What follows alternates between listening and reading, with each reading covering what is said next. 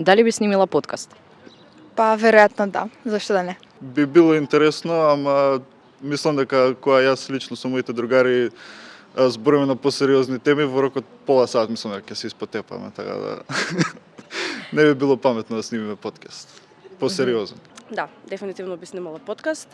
Секој ден со колешка ми разговараме за тоа дека би снимале женски подкаст. Онака кај што ќе може да се информираат сите за некои актуелни женски теми, мислам поготово машките, што може не разбираат толку многу нас, али онака интересни теми од типот на, не знам, новости што ни се имаат случајно и едноставно се развржуваат муабети и теми од некој си рандом муабет што сме го кажале.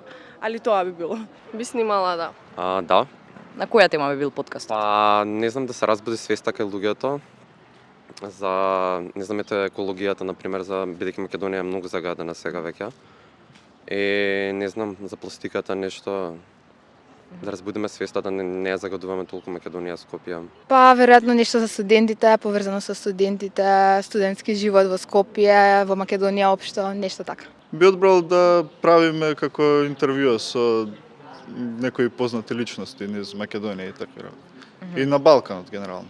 Била повеќе поврзана со животни, бидејќи мислам дека фалат повеќе такви емисии, некако поголема свесност, не само за кучиња, мачиња, него општо домашни миленичиња и слично зоолошка. Дали би била аудио или видео подкаст? Видео подкаст дефинитивно. Видео подкаст, ама со некој си кози позадина, седнати на бинбегс, со, не знам, чајче или кафенце, кафе муабет, не знам, со мене и колешката. Така би се викала нешто. Видео. Па и двете да ги има и на сите платформи за тоа. Па мислам дека може и тоа и тоа. Видео подкаст.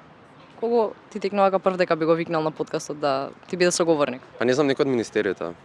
Да. За да биде поефективно.